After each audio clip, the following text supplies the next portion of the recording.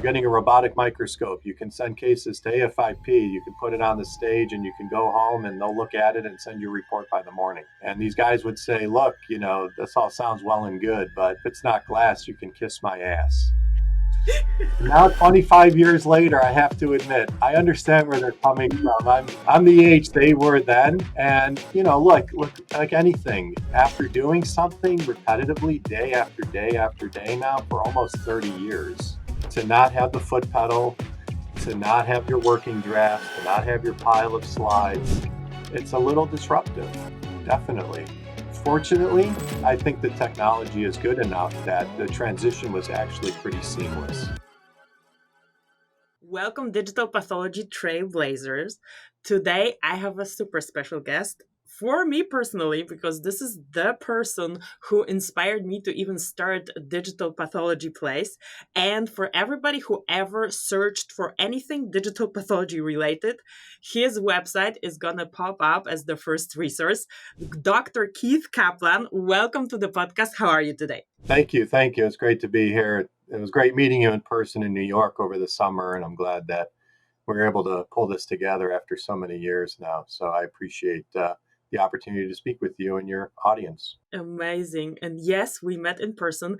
Keith, let's start with you. Please introduce yourself. Probably everybody knows you already, but for those who are new to the digital pathology journey, let me know how you started, what's your background, and what do you do now? So I'm Keith Kaplan. I'm a surgical pathologist with Versant Diagnostics. Versant Diagnostic owns several pathology groups in Illinois, Maine, and Virginia currently.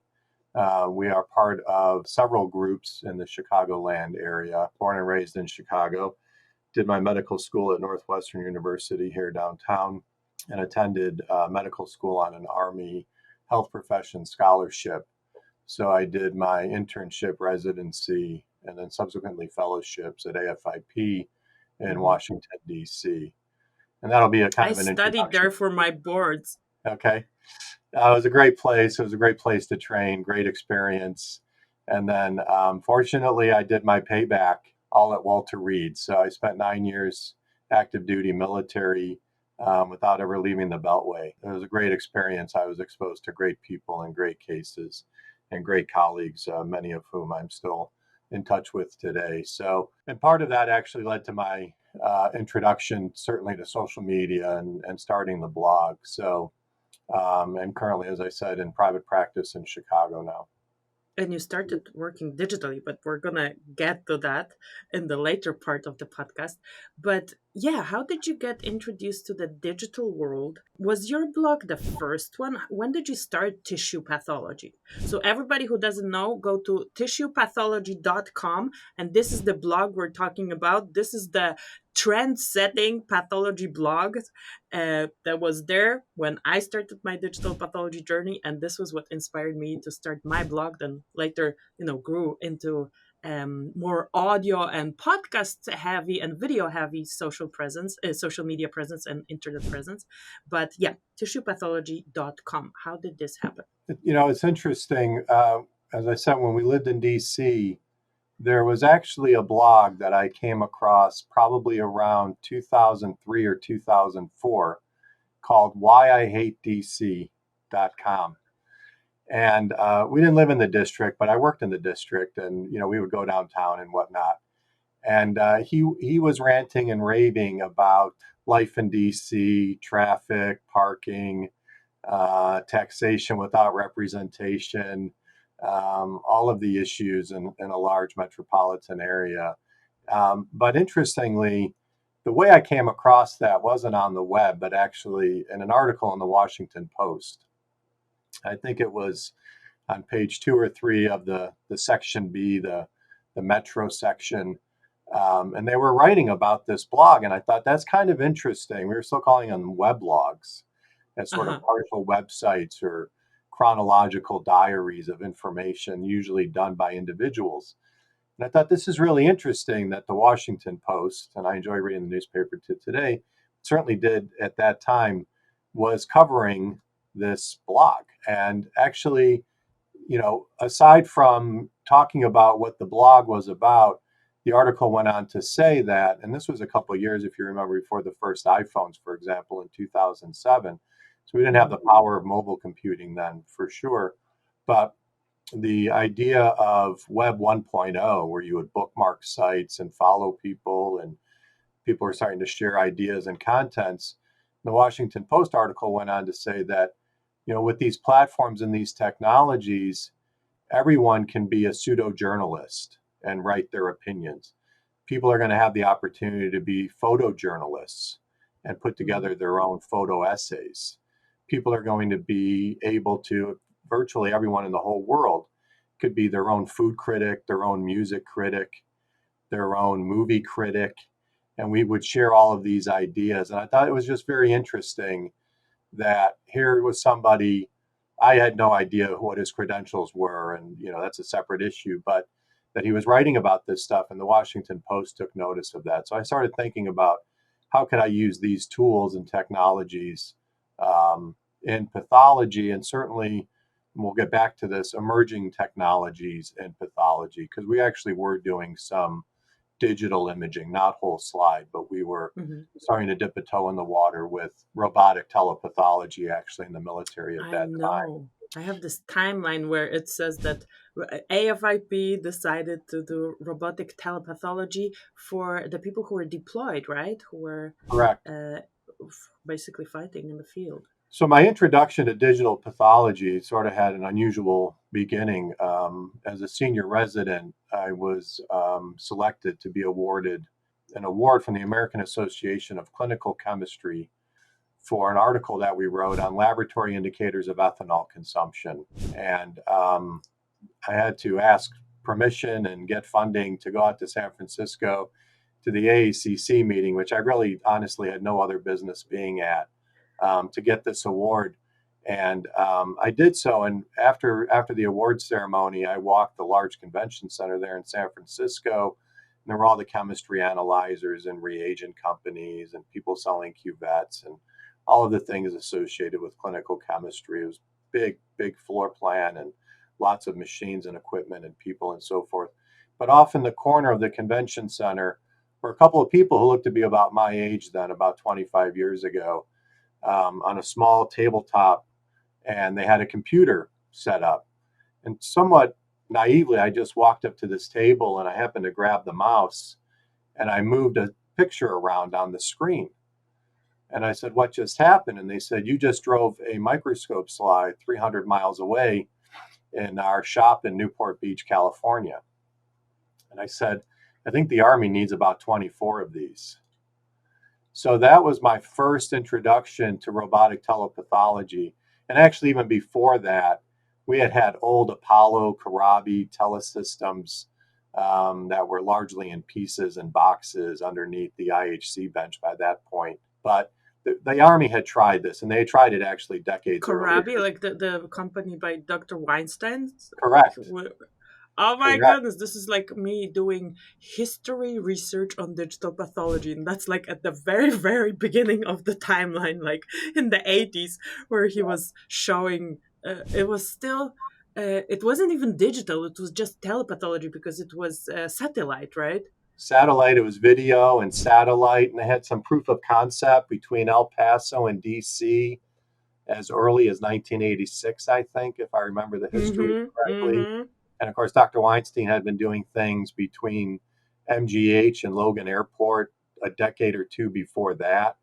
So yeah, that system that was in pieces and boxes was actually a Karabi telemetric system at the old Walter Reed Hospital, and we tried to put that back together. We didn't quite get there, but then I saw motorized stage, motorized objectives through a company called Illumia that became Trestle, and then Clariant, and then Zeiss, I believe. And Mm-hmm. it was probably technology, quite frankly, ahead of its time at that point, because this was late 90s. A lot of us weren't even accustomed to online banking. We had very primitive communication systems, and pathologists were pretty wary about exchanging information over the web and rendering diagnoses based on a slide hundreds, if not thousands, of miles away. But that came over time, of course, and we're well far down the road from that now. So I was introduced to dynamic telepathology at that point and brought that back to the Army. And eventually we deployed 24 systems all over the world, and they were all being directed towards AFIP. And then folks were consulting with each other with those systems across the Army Medical Department network. Did you use them? Were you using them on a We regular did, yeah. No, we basis? did a number of consults at Walter Reed, and we used it for our resident and fellowship training. And I think when I left AFIP in 2005, something like 2,400 cases had traveled across the Army telepathology network that we had started. So that was 2003, you're saying? When I left, it was 2005, and unfortunately, that coincided with the base realignment and closing and the eventual closure of AFIP. But Uh, between effectively 2000 and 2005, the cases that were formal consults to AFIP we could track. And then folks who had trained together or knew each other could share cases, sharing each other's static IP addresses with their microscopes. So we had them in all the teaching programs. We had them in Korea. We had several in Germany. We actually deployed a system to Iraq during the Gulf War. And that system actually had a slide loader. I wrote a paper about this, had a slide loader associated with it because we set up a histology lab at the 31st Combat Support Hospital. So we were doing telepathology from Iraq. And it's interesting. And this is a lesson learned about digital but pathology today and for whole those slide who are imaging watching on today. YouTube, I'm like slowly opening my mouth more and more when I hear these stories. The history is fascinating, actually. And Toby Cornish and I and others have written the history about this. And the experience. AFIP had talked about doing this, as I say, decades and decades ago, but the technology wasn't necessarily available or reliable.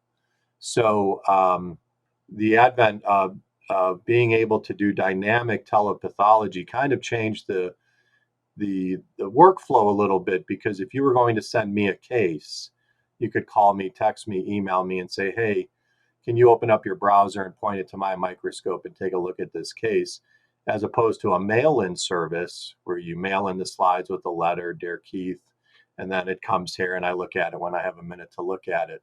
So is this instant sort of real-time consultation between pathologists. So it's great for the referring pathologist, maybe a little bit more demanding for the consulting pathologist in terms of being on the hook real time and dealing with time zones with Korea and Europe and so forth. But so we had that experience Hmm. in terms of telepathology, and the first whole slide systems were just coming out then, and I think everyone recognized that, um, as I said back in 2003, I think this was going to be the holy grail of digital pathology. And certainly the dynamic has its place, as it still does for frozen sections or intraoperative assessments of cytology.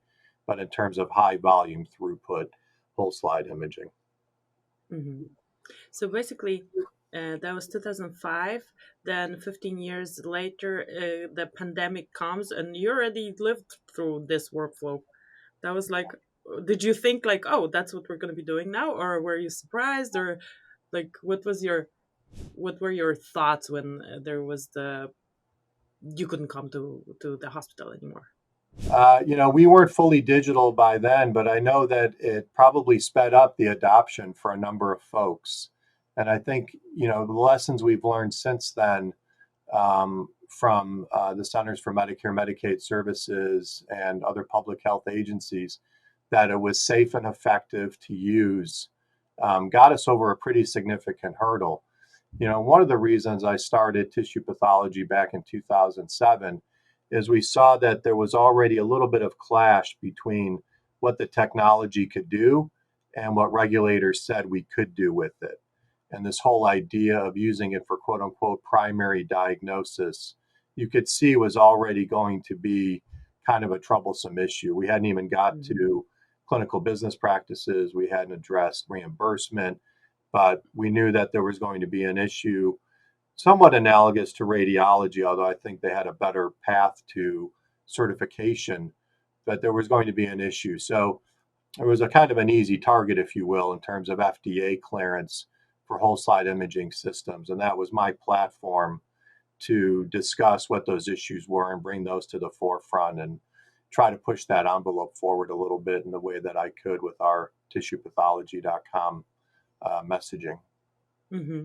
So, how did you start? You just like set up a website and started writing Yeah. your opinions on things.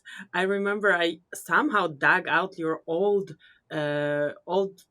articles there, and it was, I don't know from when it was, but it was on the first scanners that were coming out, and basically you going or giving people your impression from a conference about the new technology coming up.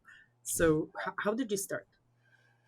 Yeah, so after I recognized that the Washington Post was writing about blogs, I became interested, although I didn't really act on that much. When I took my first job here in Chicago, when I left the military in 2005, there was actually a physician in that healthcare system who wrote an anonymous newsletter and would rant and rave about the administration and different specialties. And I thought that the lesson learned from that was if you're going to do that, you have to be very transparent. You have to own it. You can't do it anonymously. So if I were to Hmm. write something, regardless of what it was, if it was on fishing or model trains or pathology, you had to be very transparent. So that was actually kind of a good lesson learned. And at that hospital at the time, there was actually a cardiologist who had a blog, and he was sharing EKGs. I thought that was kind of interesting. He was an interventional cardiologist, so he was sharing EKGs and talking about EP procedures, and thought this is kind of interesting, but really didn't do much. And to answer one of your previous questions, actually, Bruce Friedman from the University of Michigan had a blog called Lab Soft News, and I had Hmm. met him years prior at the informatics conferences in Pittsburgh in the late '90s, and so here was, I think, probably by then a professor emeritus at the University of Michigan doing this. I thought, well, if he can do it, I can do it. And the College of American Pathologists had reformed um, a conference called CAP Futurescape, which happened to be here in Chicago in 2007. And Bruce and I met and talked, and he basically dared me to start a blog. And he said that, he would pay for the first several months hosting on the platform then, which was TypePad. That's going way back. And I don't even know if WordPress existed. And um, Are and you I on said, okay, WordPress? yep, I use WordPress now. But I back use then WordPress too. we were all on TypePad, which was a very primitive sort of primitive formats and backgrounds and things. Very little customization, but it did the trick. And so Bruce dared me to do it. We talked about it at Futurescape, and that summer, then in 2007, I started it. The other sort of lesson learned getting into private practice at that point, we were a hospital-owned group. We had obviously we had our clinician colleagues, we had pathology colleagues, we had administration, we had all the trials and tribulations of the practice of medicine. And I realized, physicians are pretty highly regulated creatures. We have Hmm. state requirements, we have local requirements, hospital requirements. If I ever wanted to do something, get a research approval, that was a committee. If you wanted some new equipment, that was a committee. So there was a lot of regulation and control. Then there was spousal approval needed for certain things. So I thought, well, maybe if I sit at my keyboard here, this is something that doesn't require any approval, no board approval, no Oh partner my goodness, approval. Keith, you're saying this and you're basically mimicking my like logic like this or last year's logic when I was like, oh, I would like to contribute more to my community of toxicological pathologists. And like you say, everything has to be approved by educational committee, by I don't know, and then it doesn't fit in the newsletter, then it has to go somewhere else to the paper, and then it has to be peer reviewed. And I'm like, how about I just make a video about it Right, right, and then just share it with people? And if they want to watch, they can watch. right. And and as you probably learned, maybe your curve wasn't as steep.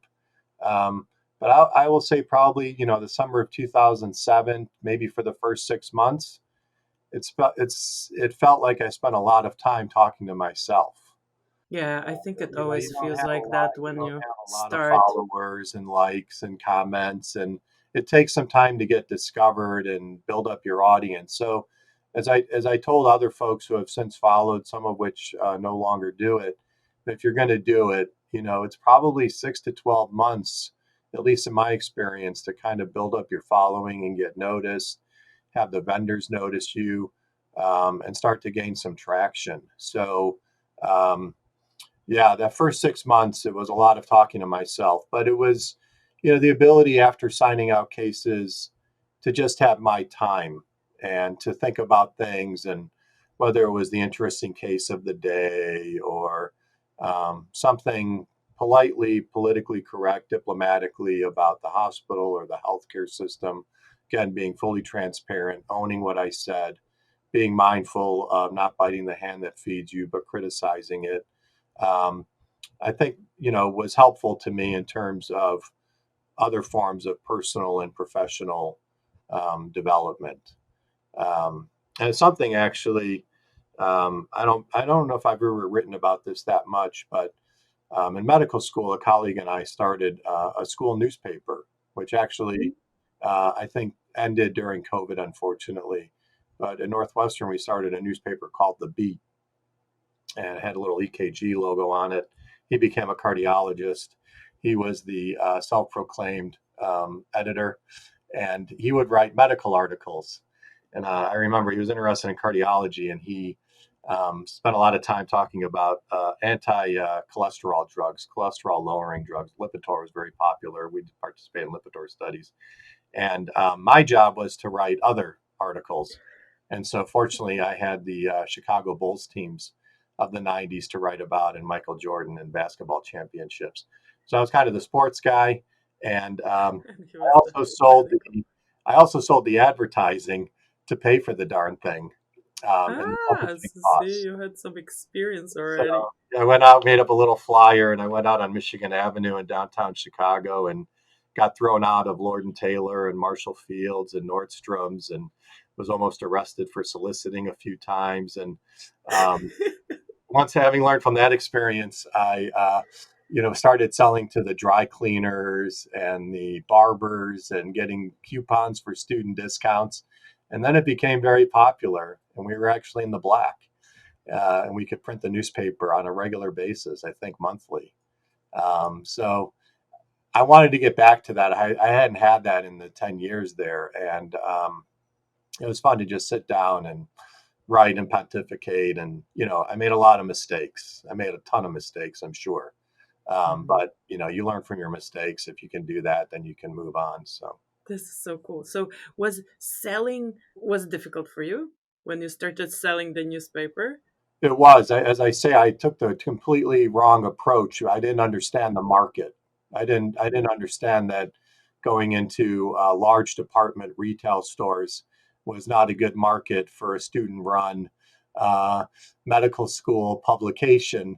But then I figured out that, and I had a paper route as a kid, and I sort of probably should have understood this, wrapping those papers and seeing who they were advertising to and what was being advertised. But once I understood who the market was and who the target was, and I could get them to buy space for coupons or discounts or buy one, get one at the sandwich shops around campus, that sort of thing, and they could see some return on their cost for Hmm. these coupons and these advertising, it became very successful. Going into Nordstrom's and Lord and Taylor, trying to sell a student-run healthcare newspaper wasn't the right target. So, yeah. Maybe. But did you apply those lessons then to your business of tissuepathology.com? Because then, it always starts as like a passion project, and then once it gets traction, it kind of attracts enough attention, like the newspaper. There is content, and people want to be shown next to this content. So, how did it turn into business? Did you even intend it to be a business at some point, or did it turn into one organically? I had no intention of doing so. I had no idea that it could be monetized. Um, and fortunately or unfortunately, I think a lot of folks who have tried to start since, that I say have largely come and gone, I think started it with the intention of monetizing it. And I encourage them not to do that. Build up your content, get 18 months worth of stuff in there to start to get the Google juice going and start to get discovered and shared and linked and all of those things. And then it'll happen.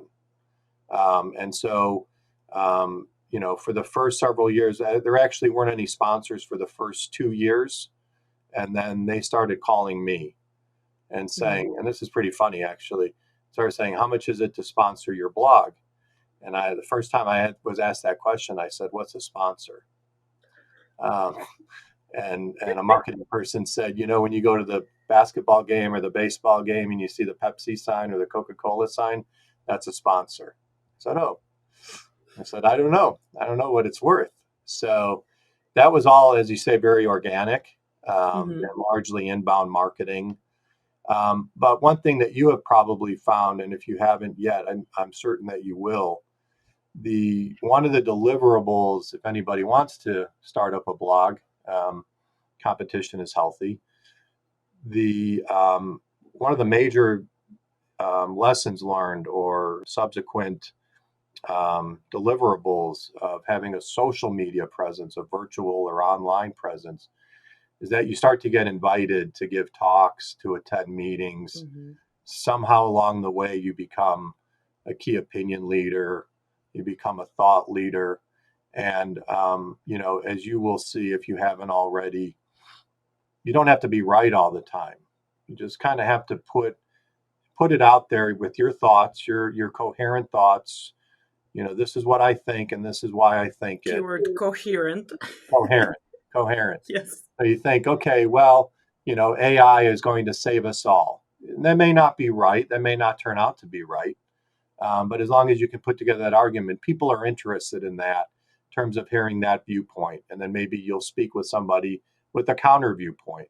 And so you start to get invited to attend meetings and give talks.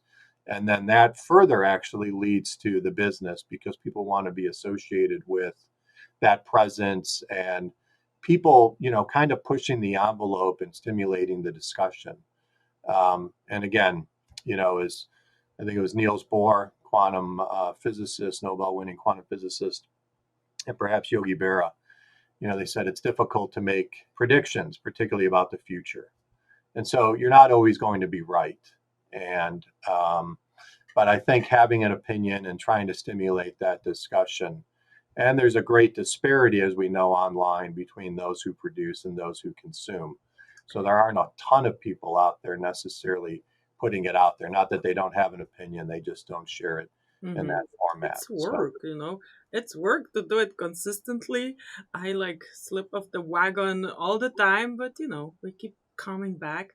I like the theme um, of what you're saying, that the transparency, honesty. That it's your opinion that you stand by, and that there are counter opinions, and that's okay, and that's the point of putting stuff out there to spark a discussion, and whatever this discussion is going to lead to, um in contrast to the examples you gave at the beginning, that people were ranting, and that was the because it's like easy to hook somebody with this, but it's definitely not a sustainable strategy in our profession, and not something I would like to do either. you know was the yeah, tech difficult? Was the tech of setting up an online thing for you difficult? And not only like the setting up, but also figuring out, okay, how does Google and search engine work? How, like, you can put a lot of stuff out there, but if it's not structured in a certain way, it's not gonna show. Um, it's not gonna show, as, let's say, as it should, or at least not proportionally to the content that it's out there. Tell me about your search engine optimization um, learning curve.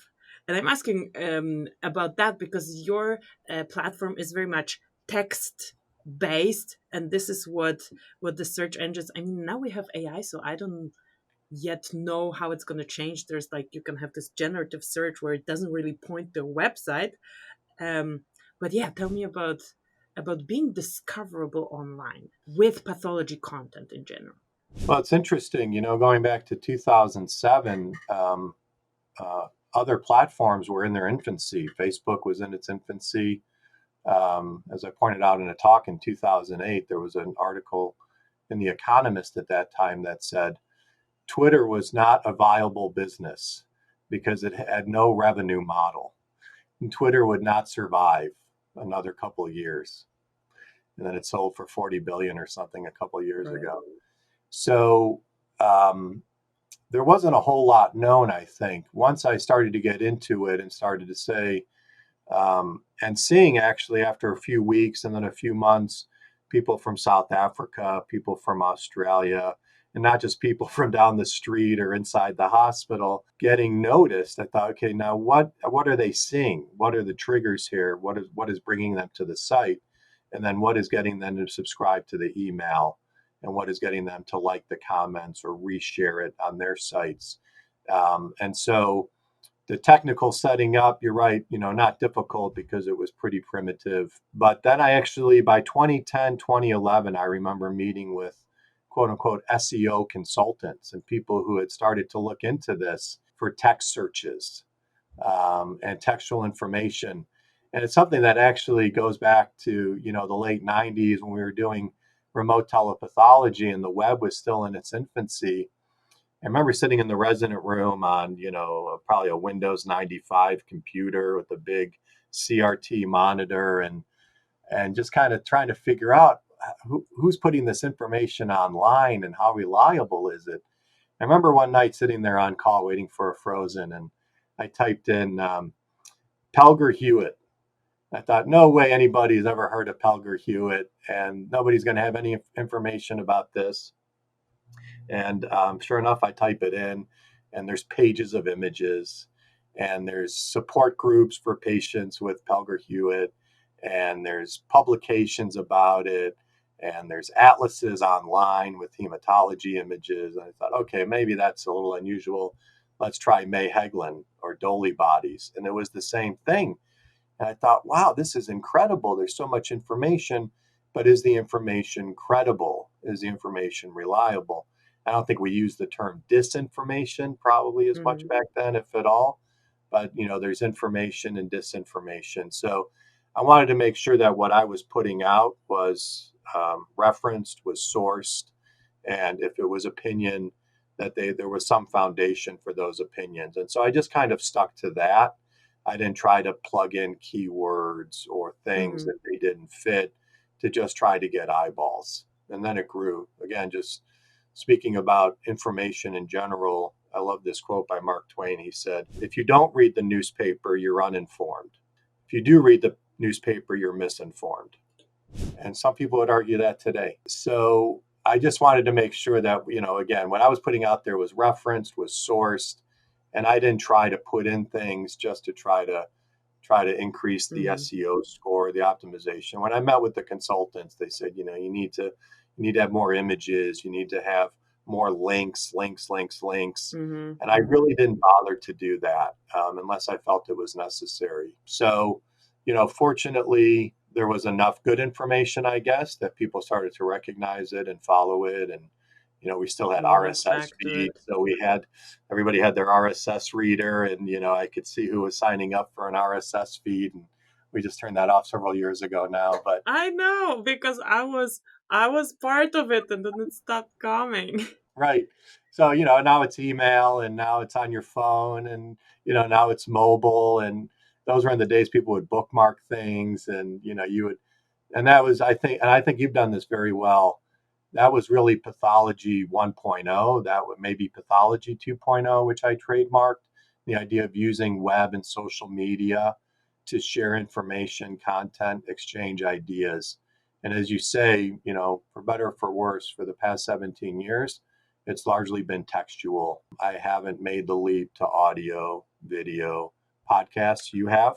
So the next Well, generation maybe now, 12 years this later. your strength is probably text because I started as a blog and then I was struggling putting out consistent, well researched, well referenced articles because I mean I have some articles and now it's easier to I try to write articles from blogs from sorry podcasts that have a content that lends itself to an article. But then when I started the podcast, I thought, oh, that's just so much easier for me. And also, the format that I have is an interview podcast where I interview experts who are experts. And, by that, I learn. And those conversations are just a lot easier for me to produce as content. So that's why I gravitated very heavily to it. Was at the beginning, it was just audio, and then we just started recording videos as well. And the YouTube presence started, which is a whole another game, like YouTube SEO. I'm like, oh my goodness, I should start another degree in YouTube thumbnail creation. So, but I think I'm like you. I'm like, how about I just make a good video first, and then Right. we take it from there. So I've just started getting into video creation the past couple of years, train spotting, railroads, fishing videos with my GoPro camera. So I'm just now getting comfortable, I think, with editing and music and framing Hmm. shots. So it's everything is an evolution, and I guess the bottom line is, I guess about 2010, Bruce Friedman and I and another blogger in Chicago here, Mark Poole, who had a site at the Daily Sign Out. We actually wrote a paper on 10 lessons learned as pathology bloggers. And I don't think they were in any I need particular, to link to that one in the show notes. I think it was in the Journal of Pathology Informatics in 2010. And I don't know if we ranked them in any particular order, but one of them was blogging as a discipline. It's one more thing. It's just like your job and your daily chores and your responsibilities and paying your bills and showing up where you need to be on time. It's a discipline. And if you don't control that, the blog will win or it will be neglected. And so you need to you carve out that time and do that. It starts to become sort of a war of attrition, I think, if you don't keep up with it. So, Hmm. it's probably one of the key lessons. I think you already recognize that content is key, and perhaps there's a place still for text. And I think certainly there's a place for the audio, the video, and the podcast. I've watched a number of your podcasts, and they're really great. And as I say, I'm honored to be here today to be a part of that. But this is Thank you definitely so much. Pathology 3.0 now, where we can talk to each other directly and share ideas and not just comment on each other's posts and that sort of thing. So, but you have to keep up with it, and I think through the years, content is key. And for both of us, really, there's a lot more competition than I certainly had back in 2007. I wasn't competing with Instagram. I wasn't That competing with is true. TikTok. I wasn't competing with Facebook and Meta. There was a lot less competition. There were millions of bloggers, but there was a lot less, people just scrolling through endless streams of Mm. videos and clips and information. And so I think one of the other key things, and I think you do this very well, is filtering out significant information from white noise, and sticking to key concepts and key thoughts and key thought leaders and what's happening in the market currently. And I think if you continue to do that, it will be very successful. That is my plan. And thank you so much for those words of encouragement. So let's transition from the blog and the publishing platform to your practice, because recently, as I learned from an article on LinkedIn, you started signing out digitally. And when I was crafting my questions, I thought, that's interesting. He didn't practice digitally before, and now he's practicing. Is it a big challenge? But now, after you told me the story with the telepathology and all the other things, it's like, okay, it's just the normal next thing to do. But still, tell me your impressions. Tell me how it is to sign out digitally. Yeah, so it's a project that actually went back to probably 2017, looking at scanners in the core lab, selecting a vendor, thinking about deploying this, who would get it, network issues, hospital heterogeneity, dealing with different hospitals within the core lab network. And then was probably upended a little bit by COVID in terms of Mhm. just physically getting into places to set up servers and computers and monitors. And so we went live last May with the Philips IntelliSite pathology solution. The core lab has 8 Philips scanners. And I think, as I said in that article, most of us are doing, I think, about 80% of our work now digitally, because there's a greater geographic distance now between the core lab and the hospitals. Most of us had our own histology lab across the hall, where maybe there Hmm. wasn't as much of a business case, but now with consolidation and maximizing resources, it makes good business sense to do that. Obviously, hematology and cytology cases were not part of the FDA clearance, so we don't do Clearance for those your that way. system. So I Hmm. still have, I think, as you can see, a I microscope on know my desk. the microscope And is there's there. still a slide file back there for the old stuff. And so, but about 80% is digitally. It was a very strange sort of set of occurrences. We went to a new lab information system, although same vendor and largely the same platform. We went digital, and then we also went to voice recognition. So we Yes. eliminated in-house transcription services. Tell me So we about went that. from, well, we went from the microscope to a foot pedal to paperwork and slides to a desk that has much less stuff on it, and a big monitor, and no, and less microscope, and no foot pedal, and no transcriptionists.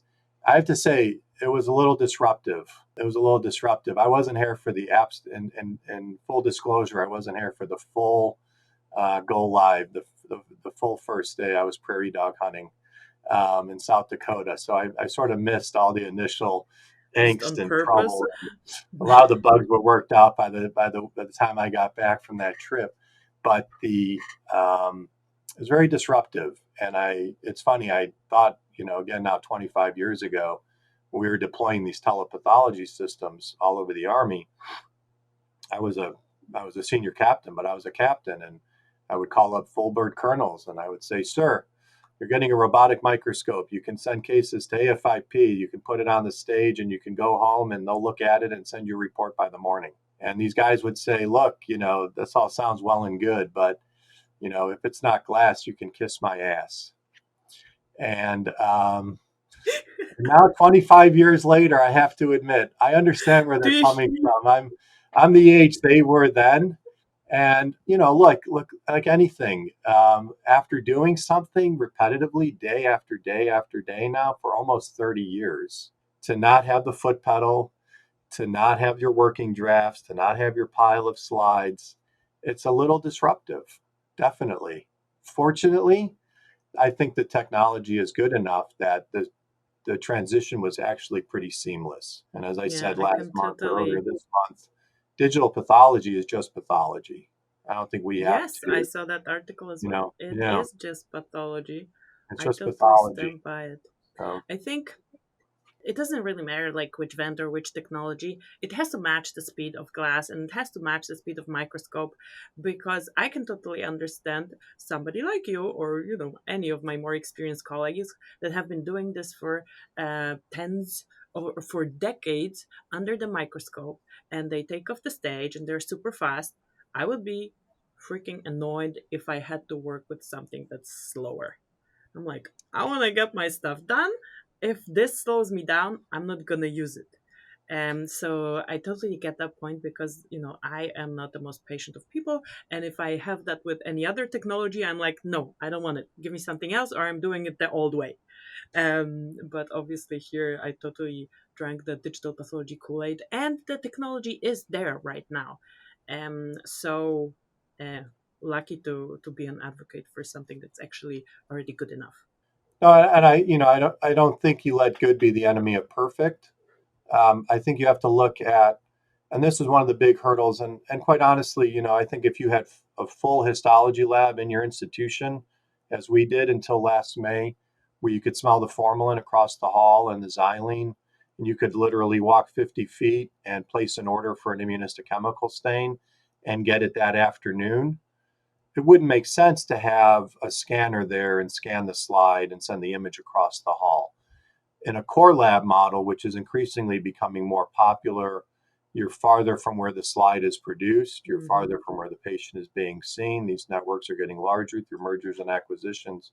So if you look at the total time, my argument would be it may not be as fast as glass, putting a slide on the stage, in just rendering an image to the back of your retinas and making a diagnosis. But if you consider that you can scan a slide for example, an immunohistochemical slide, and you're going to get that 2 hours sooner than you would via a True. courier, particularly in bad weather like we had recently or something to that effect, then the total time to diagnosis is shorter. Maybe even navigating it on the screen isn't as fast today. But Mm-hmm. the total time to diagnosis, and we wrote a paper, I think, in the late 90s, doing robotic telepathology with frozen section, and certainly not as fast to click through each stage at that time with a static IP address and push and pull those images. But if you couldn't be there or you weren't available, then it's very reliable. And we now know that, it's safe and reliable and accurate. And we have the FDA studies since before that. So I think you have to look at the total time to diagnosis and your ability to do it. So, we still do it only in the hospitals. We still So do you it in don't the do a remote sign up? we don't do remote sign outside of the hospital. So Mm-hmm. the images are in another state, but in Indiana, but the all of our sign out is still done. And of course, there's other issues, and folks have gotten around this or implemented this, where you have your LIS remote, you have your images remote, and you have the securities in place and the control and access and so forth. We've made the decision to leave the monitors in the offices and leave the LIS accessible from your desktop and do it that way. So, I think we're checking all the boxes in terms of compliance there in a professional office setting. But, I think as time goes on, that will evolve as well, and we'll take the lessons learned from these experiences and we'll continue to do that. But it's interesting, you're absolutely right. And somebody told me this probably in 2008. I can remember very clearly. I was in the frozen section room late at night, and somebody called and they said, "When do you think this is going to all take off?"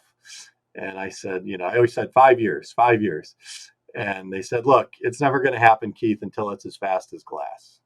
And that was Yeah. probably, and to your point, I think that's accurate. But I think if you look at the total time to diagnosis, Mm-hmm. as fast as glass might mean waiting 2 hours for a stain now, or 2 hours for a batch of slides. And in that time, you can do quite a bit of work. So there have actually been a number of community practices in our system for the past several years now doing full digital. It's not the large academic medical centers. They've caught on now Mm-hmm. since, but actually the community guys started I've to noticed evolve this that. model as well, and a model with like there is a central histology that digitizes the slides, and an independent community practice where the pathologists work remotely and sign out digitally. You know what I thought was curious, because that the CMS after the public health emergency. And that was, I think, last May. And they said, okay, pathology can keep the remote sign out, but not on glass. The Right. remote sign out is actually only on digital, which I thought that's interesting. I think so. When I was doing the timeline, I mentioned the first like hurdle that I learned about was the pap mill scandal, where people actually were able to take the slides home, and it was in the environment that you have at home, running kids, and it resulted in too many false diagnoses. So that was like Clea says, no way, no working from home. And here they say, yes, but no glass. So Right. that is cool. I like it. I, Right. I think it's going to drive digital pathology even into more practices, into basically give people more access to care. No, we have to remind ourselves that CLIA 88, following CLIA 67, stemmed from issues of remote sign out with pap smear screening and subsequent problems. So I think we've taken those lessons learned, and that's why we made the decision to leave it in the hospitals Mm-hmm. on the compliant monitors, and still having access to your LIS. We don't have full LIS integration yet with our digital pathology system. That will come over time, I gather. But I think it's important to still be in a professional office setting. And again, as I say, about 1 in 5 at a minimum, you still need your microscope. So, and you still need glass slides. So, Mm-hmm.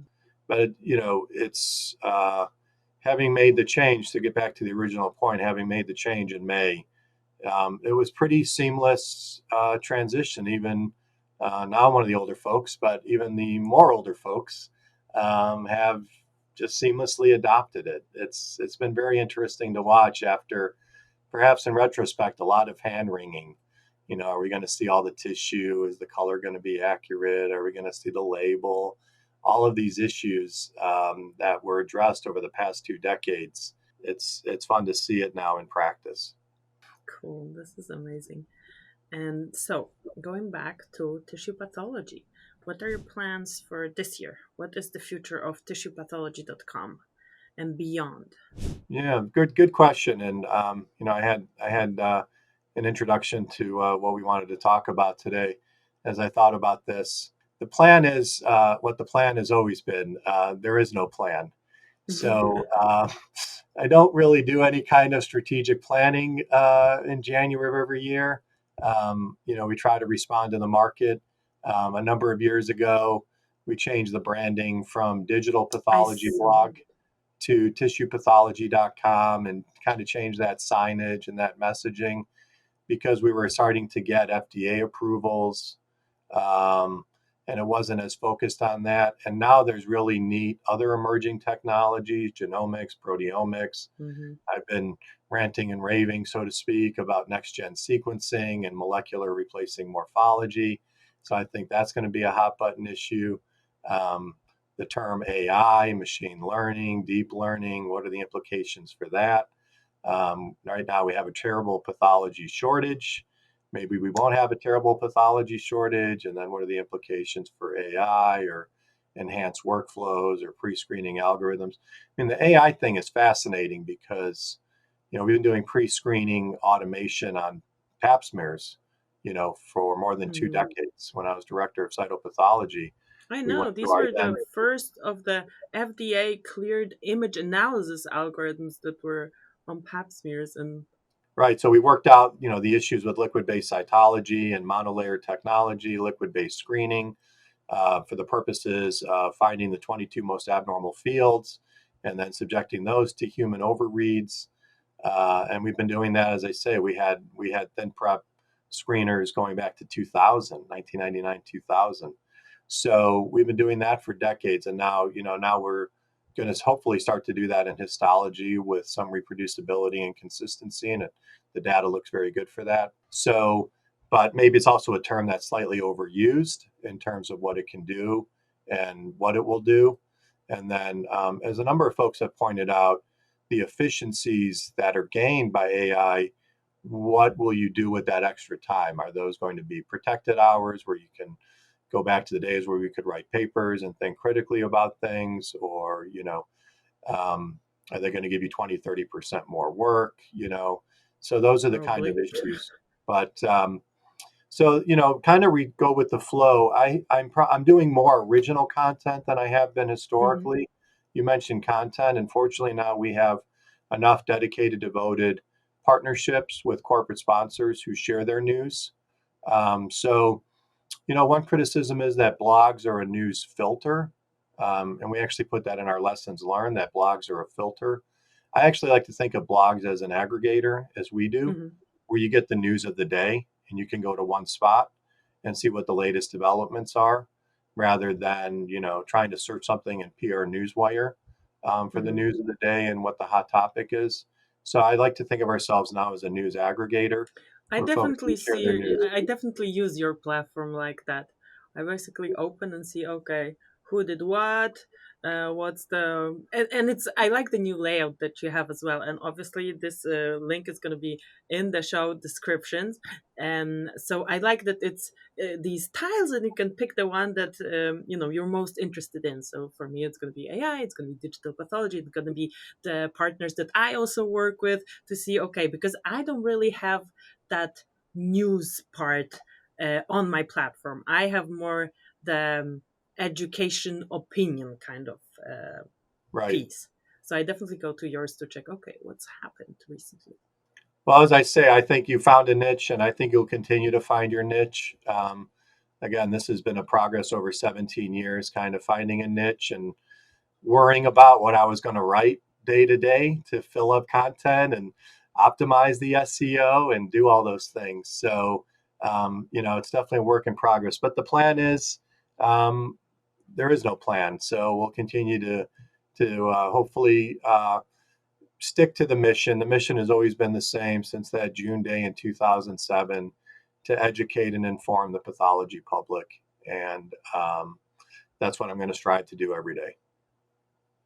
Thank you so much. You know what I see also? The pathologists who also have like a different thing that they're doing, they all just love pathology and they love practicing pathology, and you never like stopped practicing pathology. And this came across today in the conversation, like, okay, if you are thinking of doing this in order to monetize, just don't do it, right?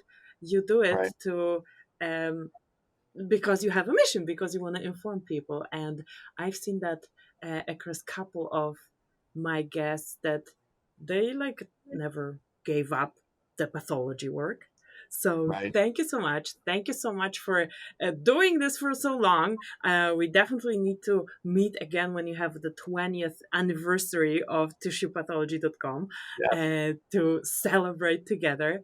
And I wish you a fantastic day. You too. Thank you again for the time and the opportunity. And thanks to everybody for listening. Thank you so much for listening to the end. You are a true digital pathology trailblazer, and you might have even started your digital pathology journey with Dr. Keith Kaplan's blog. But if you are a more visual learner, let me show you where you can find all the digital pathology place courses that are currently available, both free and premium, and where you can have access to your on-demand digital pathology education in one place. I'm going to leave the link in the description below. So when you arrive here, all the free resources are at the top. We also have a bunch of free courses, including Digital Pathology One-on-One as an audio course. And when you sign up for any of them, they're going to be added to your course library. And if you want to check out the premium courses, here you will find a free trial of our premium memberships, where you will find digital pathology information that are going to help you succeed in any digital pathology endeavor. So go ahead, sign up for the courses, and I see you on the inside.